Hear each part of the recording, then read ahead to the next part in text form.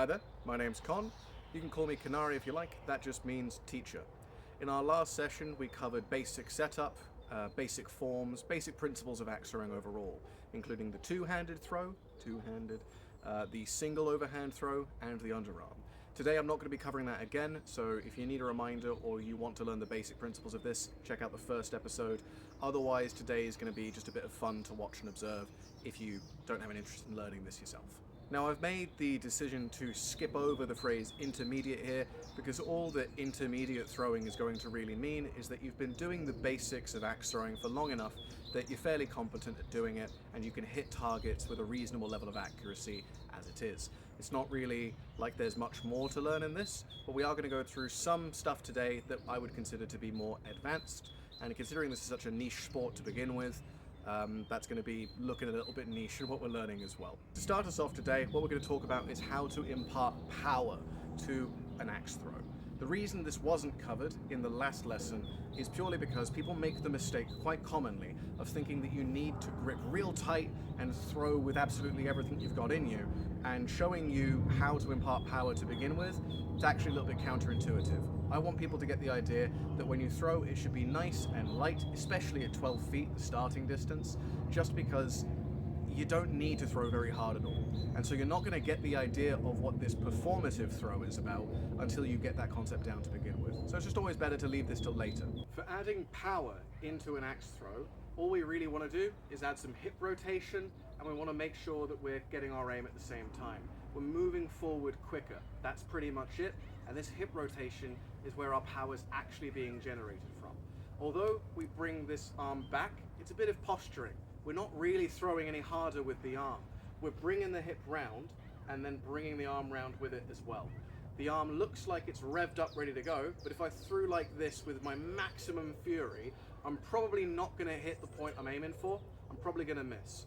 So don't throw with the arm. Throw with the hip and bring the arm into alignment. So it's back here. When I move my hip, now it's actually already somewhat close to what we would do for that more rigid form.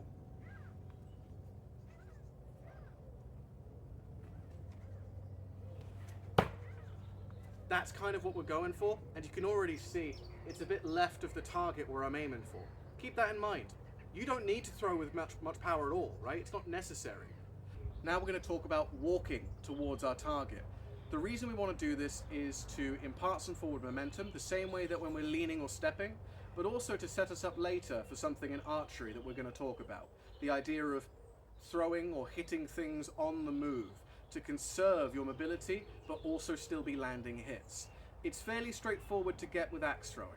All I want you to do is walk towards your 12-foot mark and release your axe when your left foot, if you're right-handed, touches that 12-foot line, like so. So I'm walking, I throw, I get my axe back, I walk back. Now I'm walking, I throw, it's a nice one, walk back, repeat one more time. So I'm walking, same again. Now, this might seem pointless, but like I said, it will come in handy for something in archery later. You want to get the idea of moving your lower body while making strikes with your upper body. It sounds dumb as a form of practice, but you can get into a nice flow state here where you're just walking back and forth. If you want to, you can also throw with the underarm quite easily on this one. Just think of it as literally skipping along. It's not any different in terms of what you're doing with your hands. Now we're going to talk about distance ignorance. This is just a personal term I use for instinctive throwing, because I think that term's a little bit misleading. But basically I want you to be ignorant of the distance the target is actually away from you, so don't measure it. Just throw at it, starting from 12 feet, and then half the distance or double the distance, etc. See if you can land the axe from different points without knowing exactly how far away you are. So we're no longer measuring rotations, we're just either trying to increase our grip or loosen our grip, speeding up or slowing down the throw. So from 12 feet, I might be able to land it quite happily. But can I land it from, say, 6 feet? Yes. Now can I land it at double the distance instead, something like 25, 26 feet?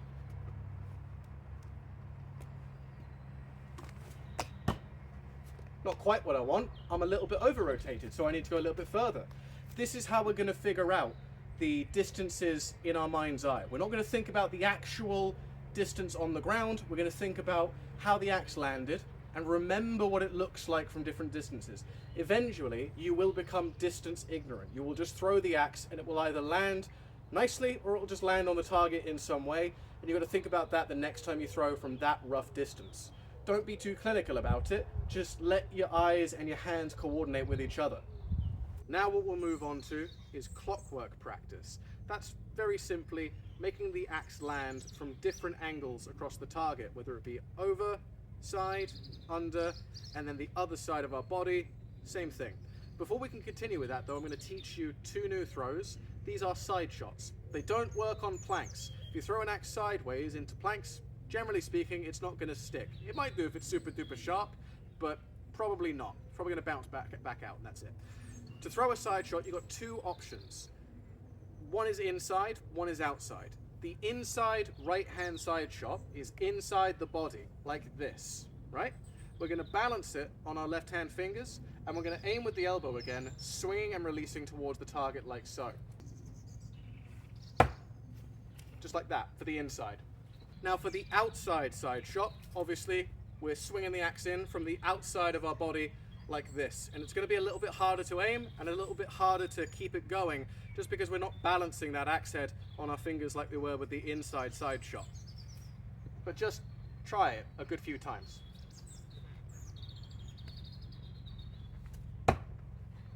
Not perfect, very difficult to aim, I will say that, but sufficient for what we're about to go into. Now for clockwork practice, all we're doing is going around these different angles of attack, right? So we're going to start with a nice and straightforward overhand, two-handed throw, then our one-handed throw, like so, and then we're going to go for an inside side shot, this being the right-hand inside side shot, which is actually on the left, or like this for an outside side shot, then an underarm throw of our choosing, then we're going to switch stances and we're going to do this all over again with the other side of the body. Whatever makes the most sense to you in terms of the side shot choices, I personally prefer the inside shot. So I would do that, right? And then we go round and round and round again. This is a form of practice you can just use to get the idea of being a bit ambidextrous into your body. You want your left hand to know what it's doing as much as your right.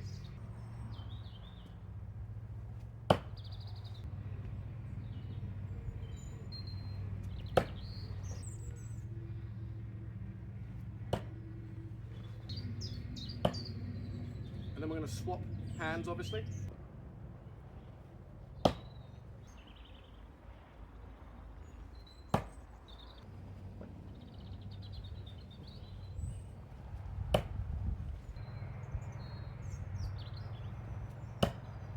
Just like that. So you get the idea. This is all about angles of attack. So we want an overhand like that, then an overhand like that. Then we want a side shot, or a side shot, or a side shot, whichever we prefer. And then we want an underhand, and then we want to switch stances and do it all again on the same side, like so. And I think with that illustration, you're starting to get the idea of why we might want to do that, to translate this to other areas later. Now we're not going to spend too much time on this next bit, but we're going to talk about using two axes at once. One of the coolest things you can do in axe throwing, in my opinion. You want axes of equal weighting, and the only real thing to keep in mind here is that if you're right-handed, let your left hand lead. If you're left-handed, let your right hand lead. There's no real difference in form beyond that. That's why that little clockwork practice we talked about is so useful. Bring your axes up, anchor them as so, and that's going to be your overhand, right? Want them to go underarm, you can do that too. Do you want to combine it? I would suggest put the underarm in your dominant hand, and you can do something called a double helix. All of that works just fine.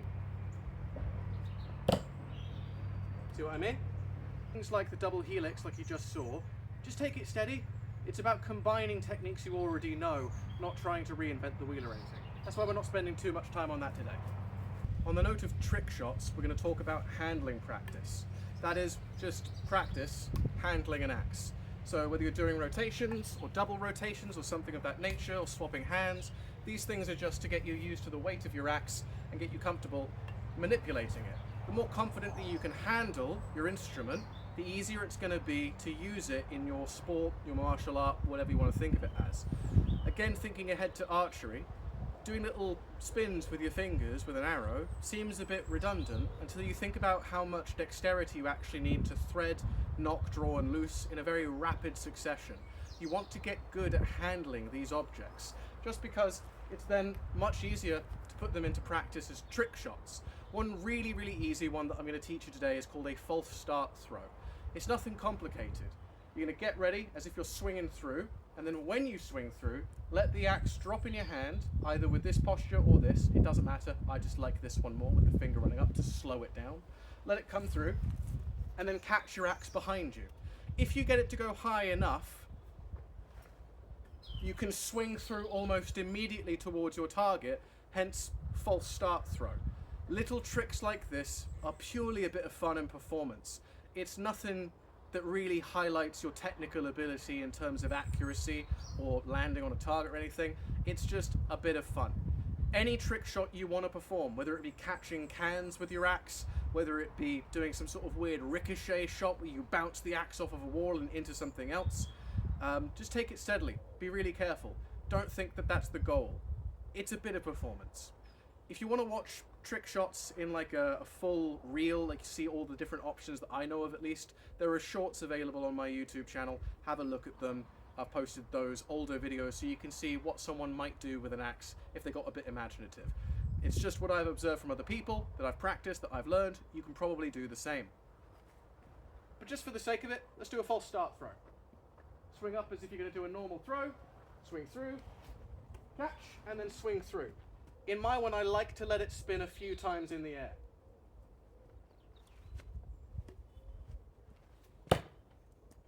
That's what I'm looking for. Good accuracy at the end sells the trick. It's not about just the spin above you. If it doesn't land, it doesn't look cool. And so that's it for this advanced axe throwing session today. We've talked about a lot. We've talked about axe head selection, the ideal axe heads you can use for axe throwing in particular. We talked about distance ignorance, being able to throw at any distance and not think about how far away you are actually to the target or measuring it. We talked about walking practice. We talked about clockwork practice. That is the multiple angles we can go at for throwing and landing an axe. We talked a little bit about handling techniques, two-handed throwing in particular as well. We talked about trick shots to a lesser extent. And again, if you want to watch more trick shots, those are available on my shorts section. You'll see older videos where I go through like a catalogue of different trick shots. Some of them now that I would just think of as techniques, you know? But you can imitate those very carefully, of course, if you'd like to, in a safe setup. Don't mind that at all. Ask me questions if you're uncertain about anything. There are plenty of other creators to watch and learn from as well. So in the next lesson, we're going to talk a bit about what axe throwing offers on a broader scale to people, what you can learn from it, the skills you can transfer, in particular the movements that we've learned here, how they can be transferred to an unarmed martial arts context, how this practice can be really engaging and fun for all types of people, and why axe throwing is so important to me in terms of accessibility and inviting people who might not think themselves very physical or very capable into something that is aesthetically deemed to be very physical and capable. In particular, I'm going to tell you some stories about my time as an instructor, what I learned from that experience overall, and then I'm going to set the stage for our next session after that, which is going to move us into things like knife throwing and archery. For now, I hope you've had fun and enjoyed this lesson, and I will see you next time.